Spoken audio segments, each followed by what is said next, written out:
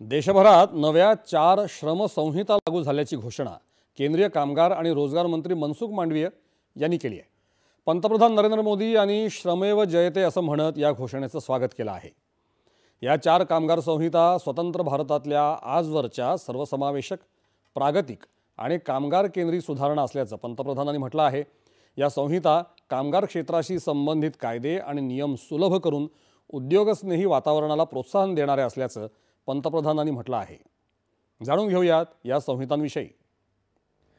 वेतन संहिता 2019, औद्योगिक संबंध संहिता 2020, सामाजिक सुरक्षितता संहिता 2020 आणि व्यावसायिक सुरक्षितता, आरोग्य आणि कामाच्या परिस्थिती विषयक संहिता 2020 या कामगारांशी संबंधित 4 संहिता देशभरात लागू झाल्या।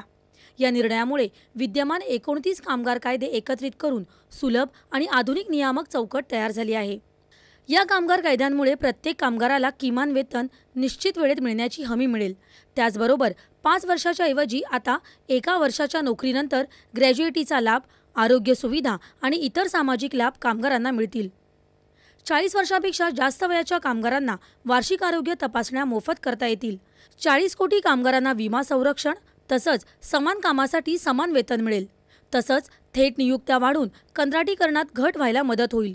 या कायद्यांच्या अंमलबजावणीमुळे गिग आणि प्लॅटफॉर्म कामगार, कंत्राटी कामगार, महिला कामगार, युवक कामगार, सूक्ष्म, लघु आणि मध्यम उद्योग कामगार, बिडी आणि सिगार कामगार, लागवड कामगार, दृकश्राव्य आणि डिजिटल माध्यम कामगार, खाण कामगार, धोकादायक स्वरूपाच्या उद्योग क्षेत्रातील कामगार, वस्त्रोद्योग कामगार, माहिती तंत्रज्ञान आणि माहिती तंत्रज्ञान आधारित सेवा क्षेत्रातील कामगार, गोदी कामगार आणि निर्यात क्षेत्रातील कामगार या प्रमुख क्षेत्रांना लाभ मिळणार आहे। गिग वर्क, प्लॅटफॉर्म वर्क आणि ॲग्रिगेटर यांना प्रथमच मोठ्या प्रमाणात लाभ मिळणार आहे। कंत्राटी कामगारांच्या पदांमुळे रोजगार क्षमता आणि सामाजिक सुरक्षा वाढण्यास मदत होईल। महिला कामगारांना समान वेतन सुनिश्चित करण्यात आलं आहे। महिलांना 26 आठवड्यांची प्रसूती रजा तसंच प्रसूती रजेनंतर घरून काम करण्याची मुभा देण्यात आली आहे।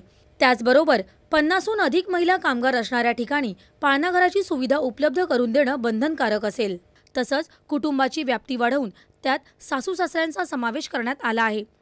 तक्रार निवारण समित्यांमध्ये महिला प्रतिनिधित्व बंधनकारक करण्यात आलं आहे। युवक कर्मचाऱ्यांना नियुक्तीपत्र देणं बंधनकारक असणार आहे। सर्व सूक्ष्म, लघु आणि मध्यम उद्योग कामगारांना उपहारगृह, पिण्याचं पाणी, विश्रांतीगृह अशा मूलभूत सुविधा उपलब्ध करून देणं बंधनकारक असेल। बिडी आणि सिगार कामगारांना आठवड्यातून 48 तास काम आणि वर्षभरात 30 दिवसांचं काम पूर्ण केल्यावर बोनस मिळण्यासाठी ते पात्र ठरतील।